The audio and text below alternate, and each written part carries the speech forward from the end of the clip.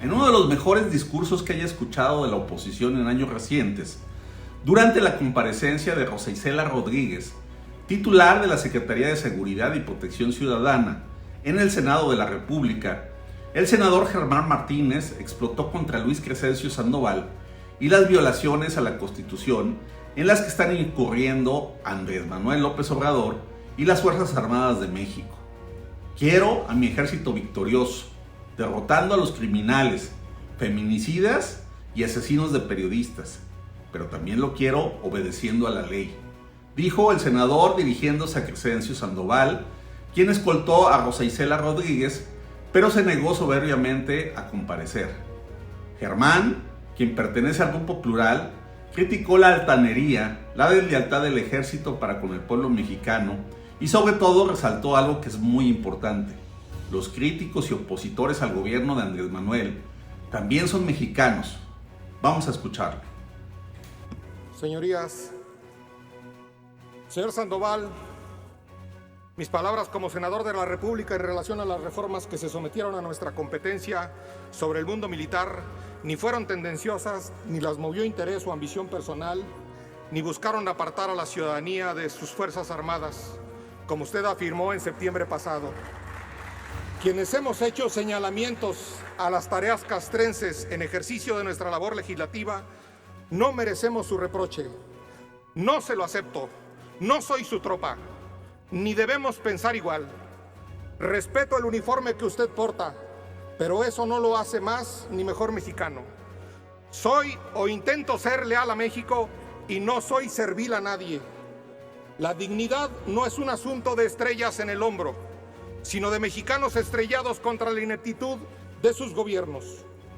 Y si acaso usted valiera más que otros mexicanos por sus insignias, entonces México estaría cerca de un autoritarismo militar. Ninguna persona es más que otra en una república como lo soñó Benito Juárez. A los tribunales militares, Benito Juárez les cesó conocer de negocios civiles.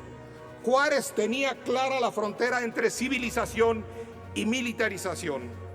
Eso dije y lo sostengo. Mi argumento entonces es tendenciosamente juarista. El ejército es constitucionalista, no presidencialista, no tiene dueño. Nació contra el vendepatria Santana, el emperador Maximiliano, el dictador Díaz o el chacal Victoriano Huerta. Esta patria no es de un solo hombre. Su tarea en seguridad pública debe ser de carácter civil, no solo de mando civil. Los tiempos del pensamiento único y la confusión, nación, gobierno, partido, ejército, no deben volver. El ejército es pueblo uniformado, sí, pero portar armas no los eleva por encima del pueblo, los compromete con el pueblo. El general presidente de México, Lázaro Cárdenas, heredó un reglamento de deberes militares de 1937, donde prohibió a los militares intervenir en asuntos civiles, artículo 29. También limitó la expresión de ideas en asuntos políticos y religiosos, artículo 31. Y por si fuera poco, en el artículo 92 dice más que a ninguno de los miembros en servicio activo, a los generales corresponde abstenerse en forma más absoluta e inmiscuirse en asuntos políticos del país, directa o indirectamente. ¿Qué tratos y contratos hizo en la Secretaría de la Defensa con Alejandro Moreno, el presunto delincuente según la Fiscalía de Campeche? ¿Por qué se metió en asuntos políticos precisamente bajo el castillo de Chapultepec? Usted, señor Sandoval, ¿se siente autorizado para pisotear esas órdenes del general Cárdenas? La milicia tiene límites y debe respetarlos. El fuero militar no le alcanzará a nivel internacional si se violan nuestra Constitución y los derechos humanos. Quiero a mi ejército victorioso, derrotando a los criminales feminicidas y asesinos de periodistas, pero también lo quiero obedeciendo a la ley. Le ordenaron hacer un aeropuerto, un tren, etcétera. Usted obedece. Y si acaso le ordenaran liquidar a un adversario electoral, ¿también obedecería? Del militarismo al fascismo solo hay un toque de clarín y dar el paso. Su equipo castigó a un teniente por no darle las botas correctas. ¿Ya castigó a los responsables de custodiar todos los papeles del ejército? Los guacamayos son militares descontentos.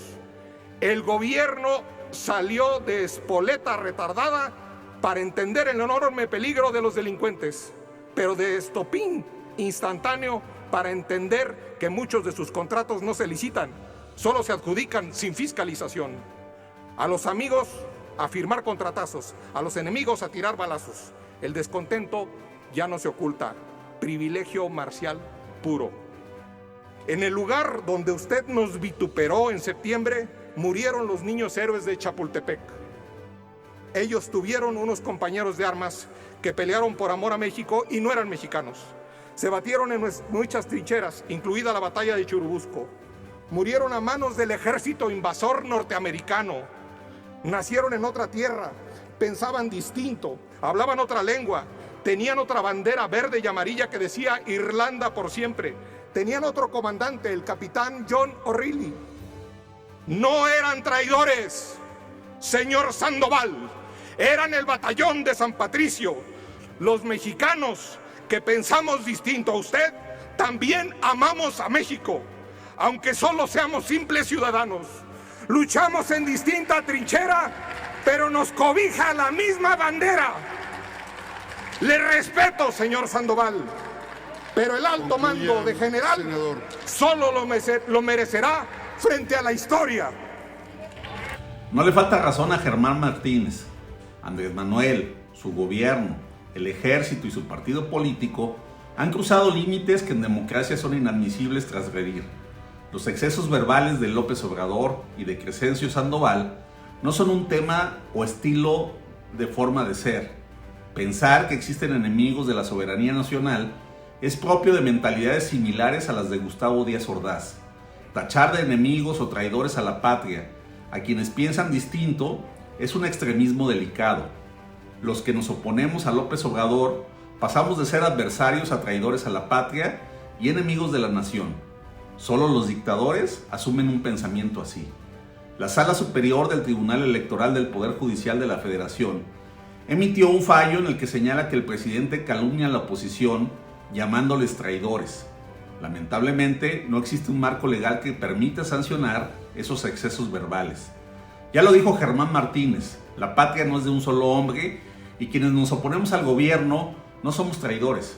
Somos mexicanos conscientes de la destrucción de un hombre obsesionado con el poder, el resentimiento y la división. Soy Joel Díaz y nos escuchamos en la próxima.